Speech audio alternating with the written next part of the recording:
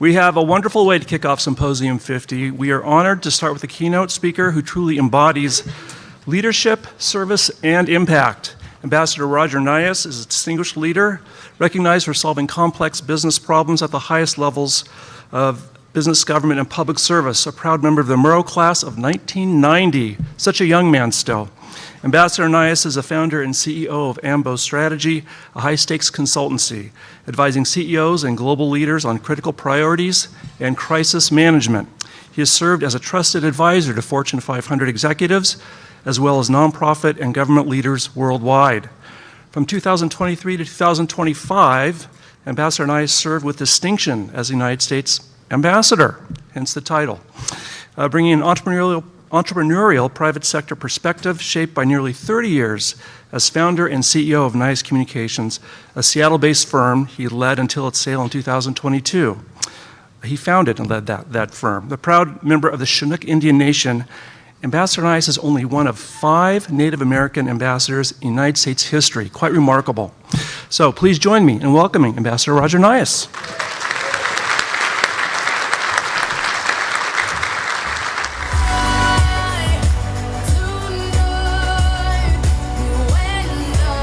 Good morning, Murrow. Okay, this is the first lesson from Barbados. Good morning. Oh no. Good morning. There you go. Okay, that's a good start. And if you're walking by someone you don't know, you always say, morning, morning. Morning, morning. Okay, so you can test that out with your friends. They'll all think you're a little Caribbean. And so I just want to thank you for being here this morning. It's early. Some of you probably aren't normally awake at 9 a.m. So I'm really happy here. And what is exciting about this session is you get to learn from my career journey and hopefully take some tips along the way. I think my experience in Barbados and the Eastern Caribbean really have shaped me, but I come from a humble beginning, much like all of you, or many of you. So I look forward to this session, and I'll take some of your questions later. So if you're going to shine, you might as well do it with purpose. I learned this lesson from Barbados, which we say Barbados, and from the country's national hero. Do you know who that is? Rihanna. Rihanna pronounces her name Rihanna. We all say, Americans say Rihanna, but it's Rihanna. So if you want to take away something from this morning, you'll understand how to say Rihanna's name, Rihanna. We are entering one of the most disruptive communications environments in our lifetime. We're seeing it on the news this morning of what's happening around the world. AI is reshaping the job market. I may have used AI for some of my slides. Trust in media is fragile. I had the great pleasure of sitting next to Ryan Blethyn last night for dinner, the new publisher for the Seattle Times, and just the changes in the media market are so dramatic, and the political polarization is beyond belief. Economic anxiety, anyone that's buying gas, eggs, bacon, anything from anywhere is more expensive. So it's not an easy moment to be entering the communications field, but it is an incredibly consequential one. And it's never been a more important time to really take these skills from Murrow and the Murrow legacy into the real world. So I also have some tips for you from not only the Murrow legacy, which shaped me, but also from my time in the beautiful Caribbean and my time actually getting to know Rihanna. So during my time as the U.S. ambassador to Barbados and the Eastern Caribbean, I watched this small island nation. And do people know where Barbados is? It's a long way from here. Like when you're in Barbados, you're closer to Africa than you are to Pullman. So it's way the heck out there. But it's a tiny island. It's literally a rock. It's made out of limestone. So it doesn't have a lot of things that grow there other than sugar cane. So this tiny island nation is being forced to transform itself in the new world order. And so I began to understand that, this country is doing something far beyond its size. The world does not necessarily reward the loudest voice, despite repeated efforts from some, including our national leadership. It rewards the clearest voice. And Barbados, Rihanna, and I all prove that small and mighty can win the day. You see, I grew up a Native American, son of a fisherman on the Washington coast. My mom was a court clerk of this tiny town with 1,200 people, which is smaller than some of the dorm complexes on this university's campus. And Rihanna is proof, too, that you can grow up in a tiny place and overcome incredible odds and perceptions to become a huge global success on her terms. So she shines like a diamond. And I know, sorry. So one of the key things that Rihanna has done is help us understand that you can really own your own story, own message, just like Barbados is doing as a small nation. There are only 300,000 people in Barbados, and I met many of them. Many of them came through my residence as ambassador. And the people are amazing. They're wonderful, they're smart, they're incredibly giving. The culture is rich, and they have a proud resilience in how they view challenges. This was one of the first countries that had a slave trade from West Africa, and they're still working to overcome those generational challenges. So I'm going to ask you a few interactive questions here now. When I say Rihanna, what do you think? What are some words that come to mind that describe her? Global. Beautiful. Powerful, great voice. Icon, absolutely. Yes, generous. Did any of you think global businesswoman?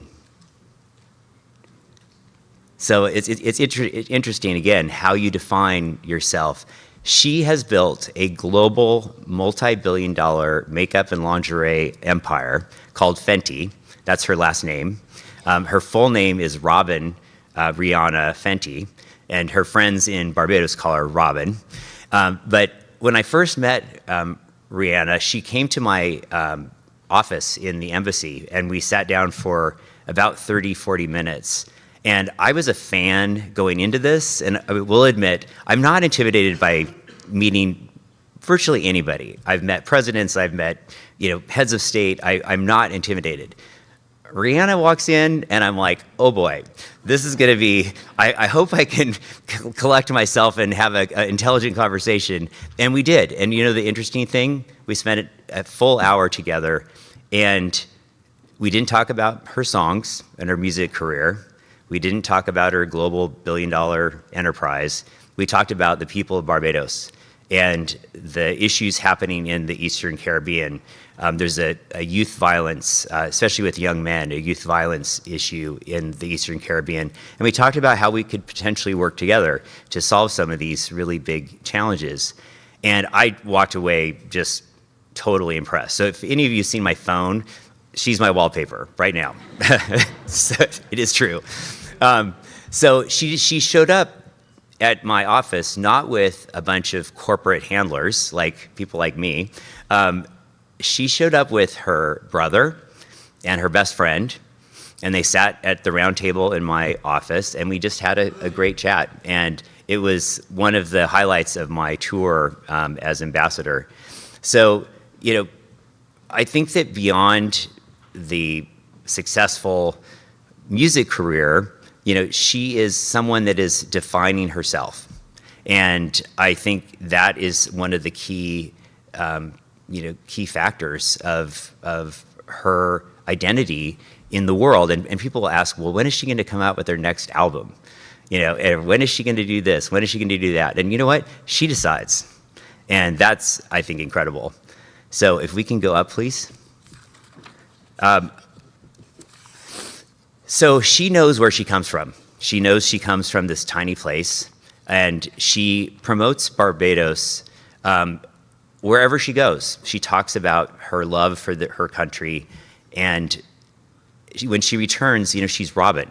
People see her. She's at the beach with her family, and it's incredible to be someone like her, or to everyone knows when she's in town that there might be a party that you get invited to. Her name isn't on it, but she's going to be there. And so but she's like that. She'll take photos with anyone. She's just super friendly and a very savvy business leader. So if you don't define your values, your standards, your voice, someone else is going to do it for you. And they may not get it right. And look deep inside yourself. You know who you are and what you want. And the scary part is owning it and saying it out loud. Like, I want to be an ambassador, or I'm Native American, or I'm gay. I mean, it's important to own your story. People ask me about my path to ambassadorship.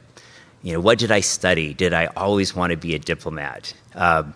Who were my mentors, to help me become a diplomat?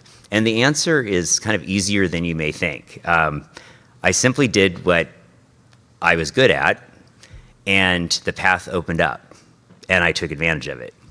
And so when I was asked to host then Vice President Biden at my home when he was running for president, I jumped at the chance, not because I wanted something for myself, but because I thought he would be a good president. And so that very simple act changed my life. And I think I didn't want something in return. And that's something, again, when you are doing what you are meant to do, and if you feel you have a calling, or your path, or you have a sense of the direction you want to head, follow it without regard for how much am I going to get paid, how much, what does this mean for my reputation? Because things will open up. You just have to be open to those opportunities. So when it was close, when I hosted this event, it was very successful. And following the event, they asked me to stay involved, which I did. And one of the fun things I did for them is I found a private jet for Katy Perry to fly to DC for the inauguration. And I wasn't supposed to know who was flying on it, but the restrictions were the owner couldn't be on the plane. They had to pay for the gas, the crew, the plane, and it had to sit in DC for as long as the passenger was going to sit in DC. And it turns out Katy Perry was the finale of the inauguration celebration. So I lucked out. I found this owner of a jet that was willing to donate it. And I think that impressed the Biden people. So right before before the election, they asked if there was something that I wanted to, for the work that I did for them. And I said, no, I'm not really interested in anything. I didn't do this to get anything.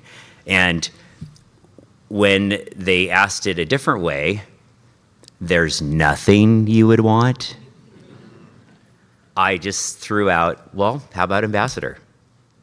And that literally is how it all happened. And so it wasn't part of my plan. It wasn't part of my life's goal. And yet I said yes, and here I am today.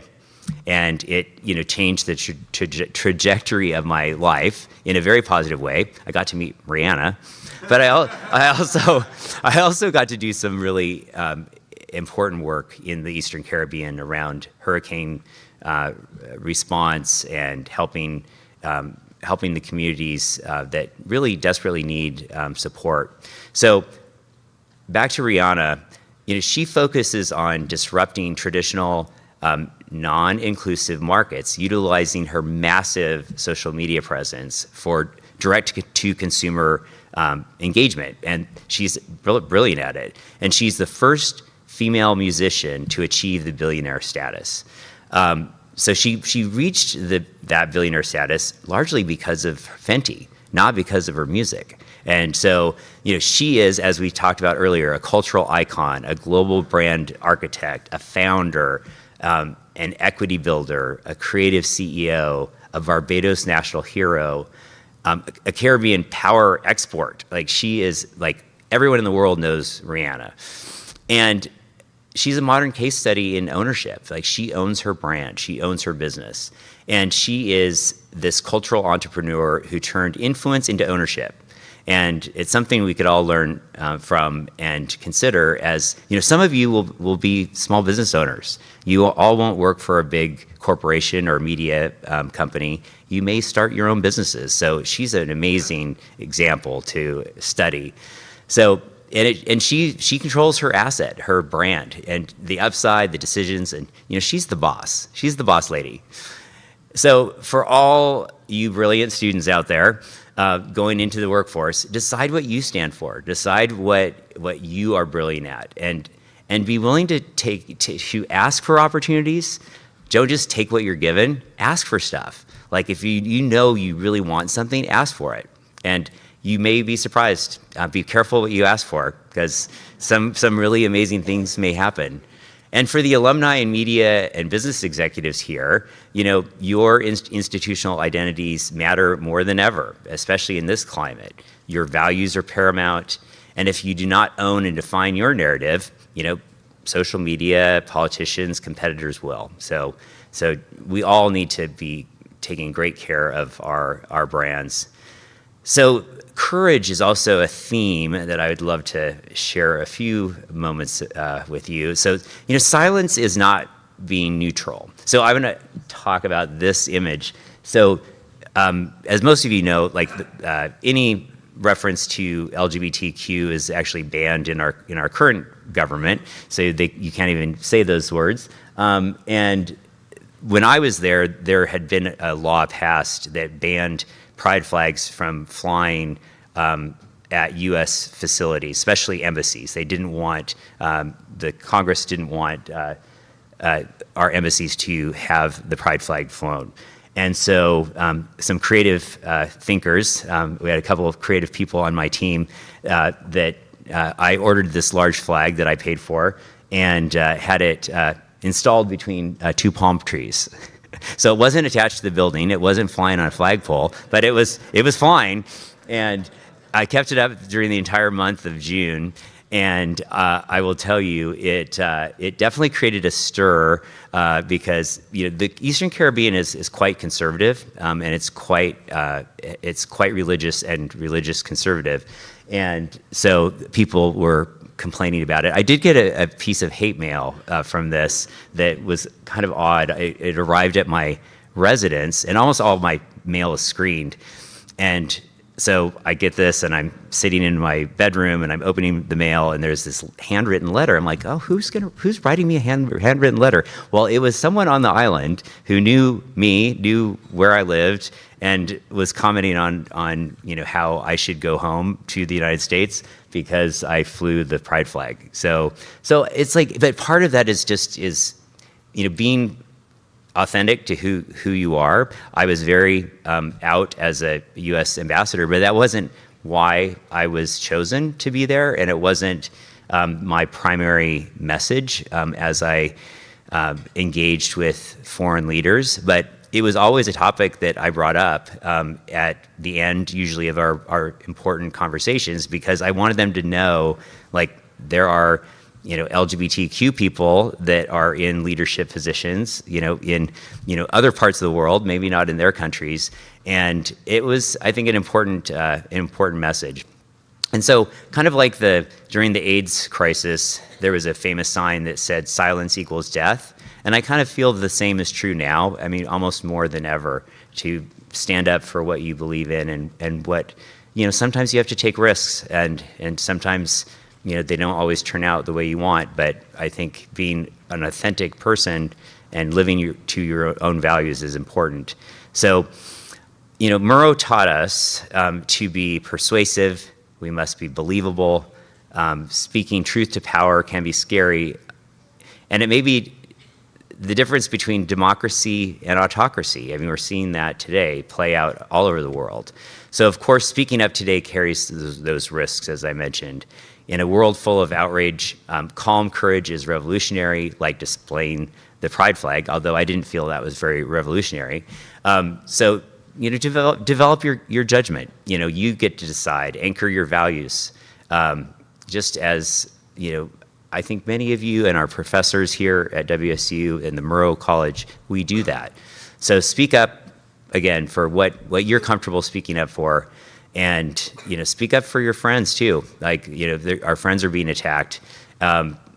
So it is also important to speak up for your country. I mentioned yesterday that I belong to a native tribe, the Chinook Indian Nation, that is not even recognized by the federal government. So I was like the premier representative of the federal government in an important region of the world, yet my own identity isn't fully recognized. So you just have to, again, I care enough about the country and our values as a people, because we are good people. The Americans are great people, and so we just need to get through this rough patch.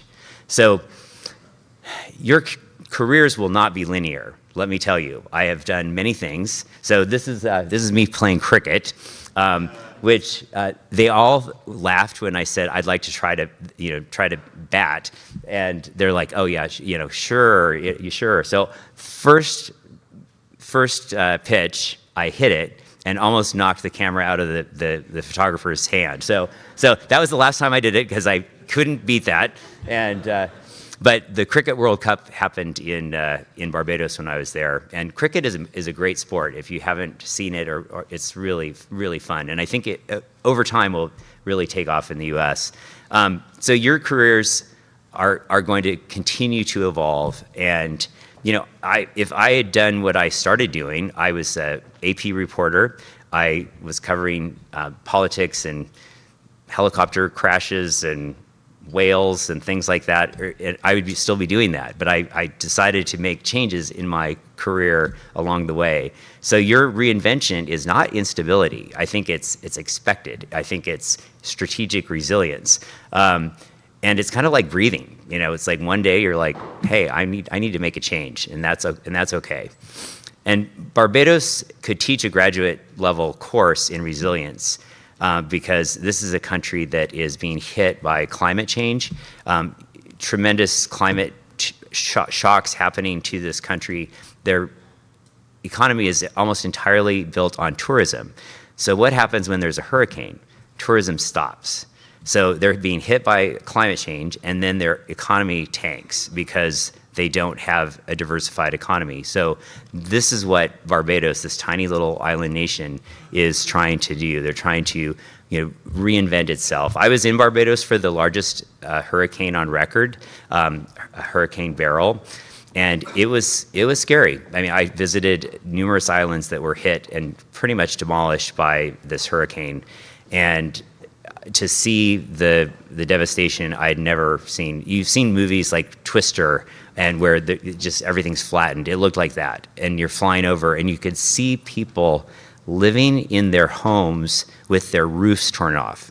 Like you could literally see people trying to clean up for their homes. It was really, really, really sad. And so one of the things I'm proud of is I was able to marshal a lot of U.S. resources for that recovery in a number of the islands and the island nations. I was most impressed by the people, the strength, the resilience, the faith, the determination to get through this challenge and to make things better. So we talked again, we're coming back to my favorite subject, Rihanna, and evolving from music to fashion to beauty to business leadership.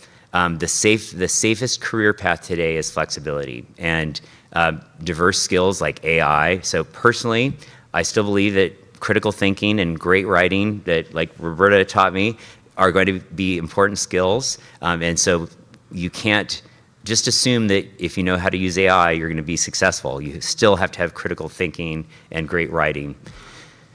So I want to move to another topic, which is Rihanna. She learned the business, she built the ownership, and power is not about volume. It's about trust, and it's trust built over time.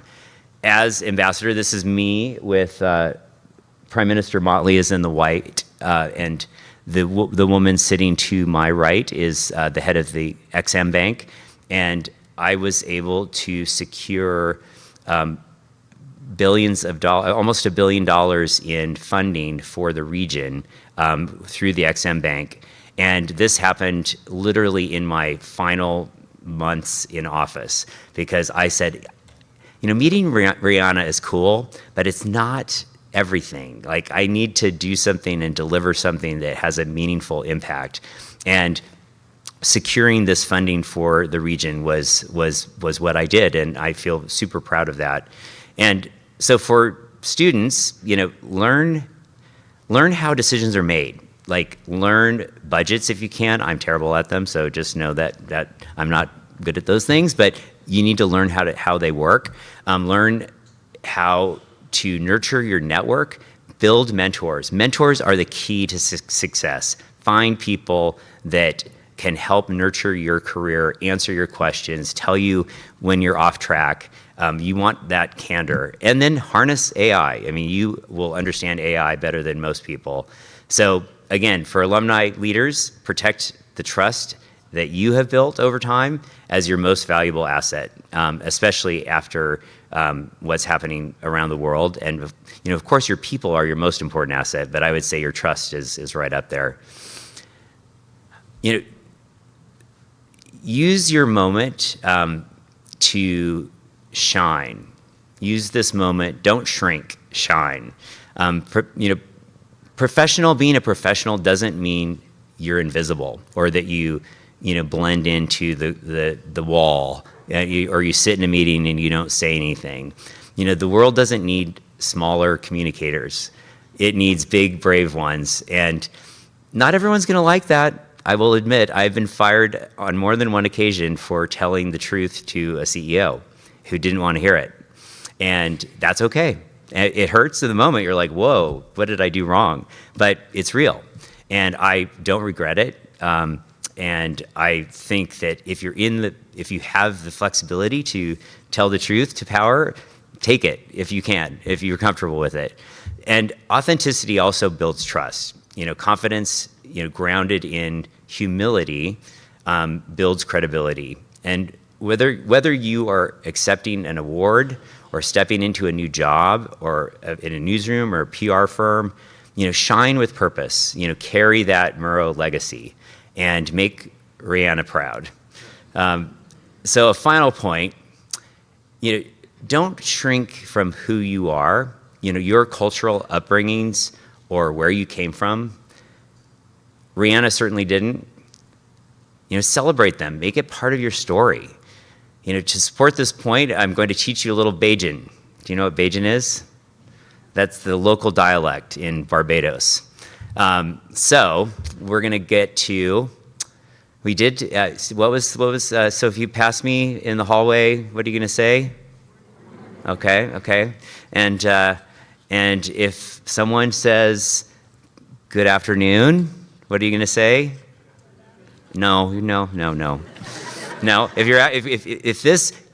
you don't get it right, we're going to stay here until the afternoon. So good afternoon. It's passable. But I would say the fun ones are yes, please. So yes, please is this amazing phrase that you will hear me say 5, 6, 10 times a day. And I learned it from my house manager in my residence. And she was this elegant Bajan woman who is, a descendant of slaves. And she managed the residence for the U.S. ambassador. She's worked with 9 different ambassadors. And every time I asked her a question, she would say, yes, please, even if it was no. So, for example, I might say, is it going to rain today? Yes, please. Do you like my outfit? Yes, please. Am I annoying you? Yes, please. And it just is such an amazing, like, I use it because it's like a catch-all. It's like acknowledging, it's something affirmative, and so that's one I use all the time. Another one is, how ya? Say it. I good. I good. So, how ya? How are you? I good. I'm good. And then my favorite, I'll save for last, which is kind of naughty, so don't tell anyone that I taught you this. Cheese on bread. Cheese on bread. Cheese on bread means, well, the nice way of saying it is darn it. Or damn it. You can look it up. But it is such, I'm like, what did you just say? Cheese on bread. It is, and it's literally, these are phrases that people use in daily life in Barbados. So now you're fluent. So if a small island can shape Rihanna and the world, imagine what you can do. So define yourself, use your voice, adapt strategically, understand your power, and never shrink. So you may have heard, as I walked on, shine bright like a diamond, but you can shine bright like a diamond, and it's your turn, and you can do this, and I believe in you. So thank you so much.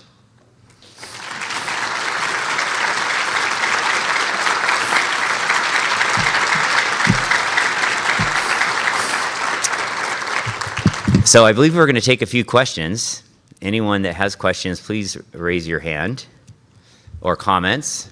Fabulous. We've got one right up front. You talk about self-confidence and being strong and believing in yourself, but we also know we learn from our mistakes. Oh, yes. So what mistake did you learn from the most? Okay, one that haunts me. Is that she asked what mistake we learn from our mistakes. I think often more than we learn from our successes. So what mistake have I learned from? Well, one happened right here on this very campus, and I was a reporter for the Evergreen, and I did this. I was feeling pretty cocky. I understood how it worked. I had stories every day. Some of them were on the cover. I was feeling really good about myself, and I wrote this great profile of, I don't even remember who it was, but I remember this person's name. His name was Matthew. And Matthew has 2 T's in it. But my Matthew only had 1. And I talked about Matthew a lot in my story. And it was in the headline. And so I misspelled the person who I had interviewed, his name, throughout the entire story. And honestly, I woke up, true story, I woke up that morning like a cold sweat. And I'm like, oh my God, I think I misspelled his name. And I'm like, oh no, go back to bed, it's fine. And then all over campus, every newspaper, all day long, I was just tormented by that. So I double check, as best I can. I opened every attachment. Do not send an attachment that you have not opened. Never, ever, ever. I know people who've been fired for sending the wrong attachment, because I know someone who sent top secret corporate, information that went out to a bunch of people because they didn't open the attachment. So always open the attachment. But that one haunts me. And I'm a stickler. I'm always a stickler for details. And that's why it hurt even more, because I had screwed up so badly. So thank you for that. Okay, so you talked a lot about your experience and different opportunities that you have. So how important would you say personal connections and communications are to be able to have those unique opportunities like you've had? I can look back in my career that virtually all of I can literally draw a through line to my time at WSU, where there were professional conferences where we had professional speakers, whether it was Murrow Symposium or like PRSA had a conference. They brought in corporate speakers and mentors. And I think building connections with contacts, whether they're here on campus, family, friends, you use all of those. And again, you ask people to help you. Now, not everyone can help everybody because people are busy, but I think you find those connections where you have a legitimate, like there's a spark, you need to follow up. Don't count on your mentor to be checking in on you. Like, you need to initiate those conversations. But I met people, I got my first internship through WSU. I ended up working at Alaska Airlines, and I met the head of corporate communications at a conference. No one else was talking to him, and I went up and I said, "Do you have internships?" And he said, "Oh, we really haven't had one in a while." And I said, "Can I follow up with you?" And this is kind of pre-technology. This is like carrier pigeons flying back and forth to, but I followed up, and he invited me in, and I got the internship. It was unpaid. I don't think they can do that now, but it was an unpaid internship, and that really, years. This is how it all happens. Years later, we get a call in my company, my PR company, from Alaska Airlines. They had a huge issue that they wanted help with. It was a major contract, and we were invited to pitch it. I walk into the conference room. It was the same conference room where I interviewed for my internship. And I told the head person, I said, "This is the same room that I interviewed, in 1989 for my internship." And he literally is like, "You're hired." I mean, he hired us on the spot. And that became a client for, almost 10 years. So you just don't know. But yes, the connections are so critical, and you keep building them. Make sure your LinkedIn profile is really solid, because a lot of employers are using LinkedIn, just to,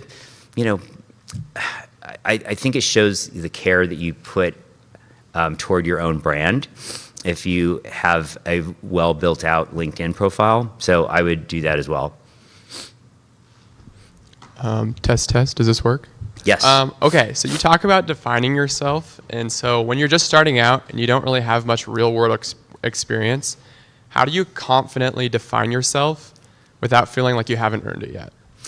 I think that's a great question, and I think we're all different. I mean, you have passions that may be relevant to the job. May not be career experience, but it might be you're a lacrosse player, or you're a you were in the various clubs that have relevant experience. I think, you do need to get your foot in the door, and that is important. So you don't want to alienate. You don't want to march into your first job interview and tell them, I expect to be paid X, Y, Z. I will tell you, if this is a cautionary tale. We've hired in my prior company lots of young people, and many from WSU and other colleges, and the whole kind of blue ribbon theory of you have to give everyone a blue ribbon for everything, every piece of work they do, they have to be complimented, and we didn't work that way. And so I was coached by my team. They said, "Please give this young person positive feedback after this presentation, because she put a lot of work into it." And I said, "Great." So at the end of this presentation, which was fine, I was like, you did a good job. That is a really, a good standard. Thank you for your hard work on that. She walked out of the meeting to her manager. She said, "I want a raise because Roger just gave me, Roger just said I set a new standard for the company." And honestly, that did not go well.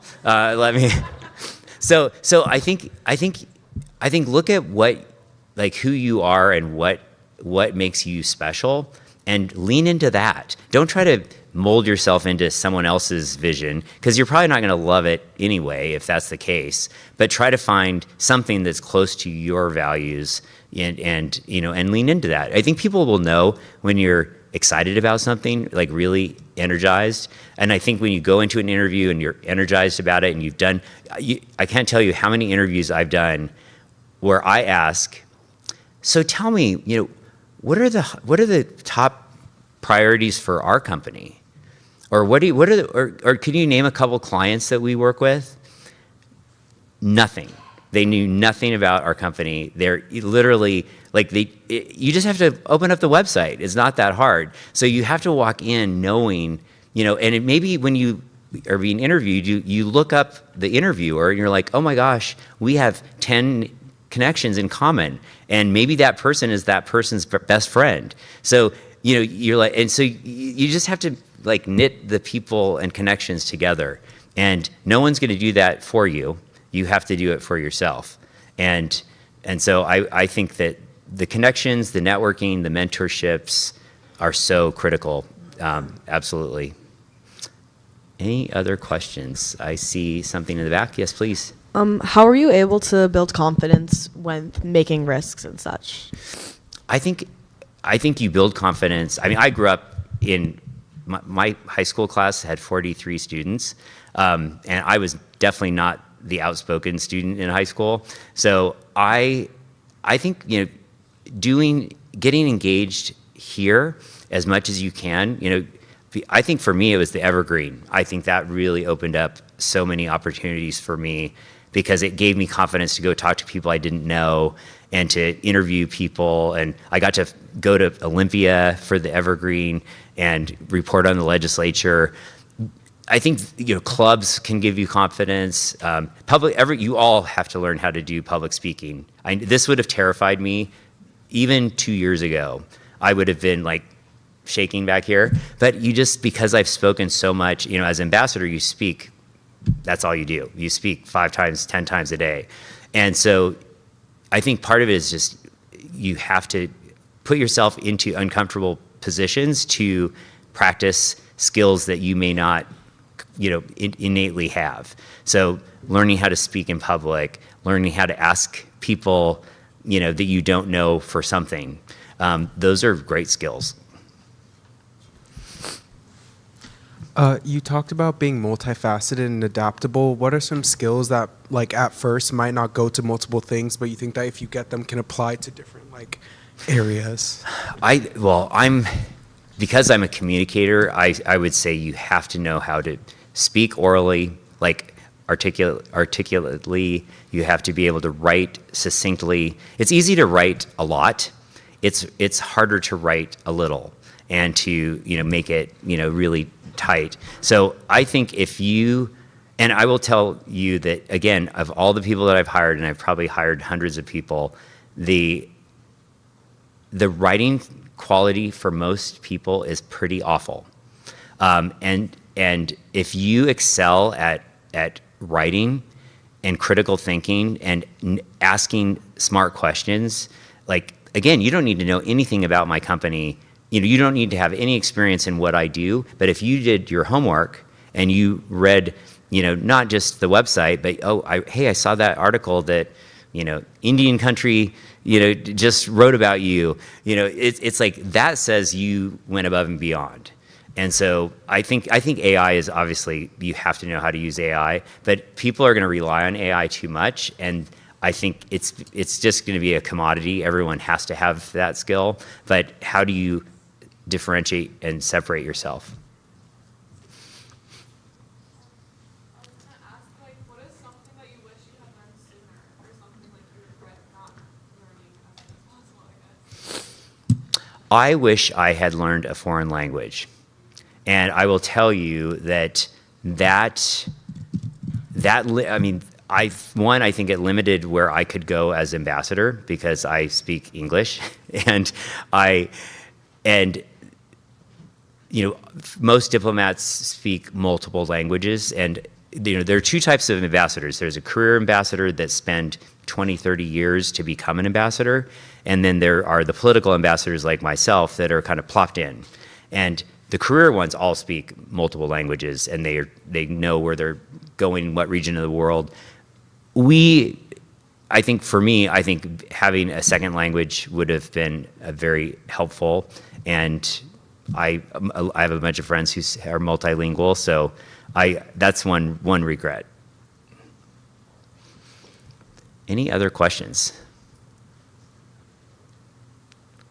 All right, thank you so much.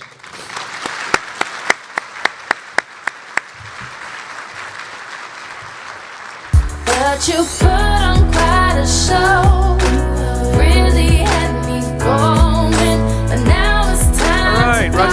so much. Appreciate learning from your time as ambassador and your experiences. And also your connection to Merle College. It's important for all of us. As we continue with today's program, please check out the sessions and events happening throughout the day, throughout the symposium. You'll find the full schedule on the back of the commemorative newspaper in the bag you received at check-in. So check it out. It's happening all around us in the Cub. Also, I want to offer a special welcome to area high school students who are here. If you're an area high school student, could you stand and raise your hand for us real quick? In the back. There they are. Okay, awesome.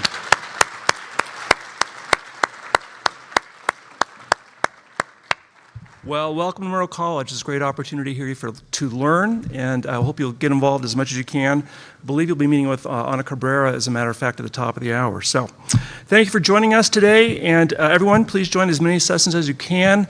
Today and tomorrow, our Lifetime Achievement Award ceremony takes place here at 4 p.m. this afternoon. We'll be done by around 5:30, so look forward to seeing you then. Thank you.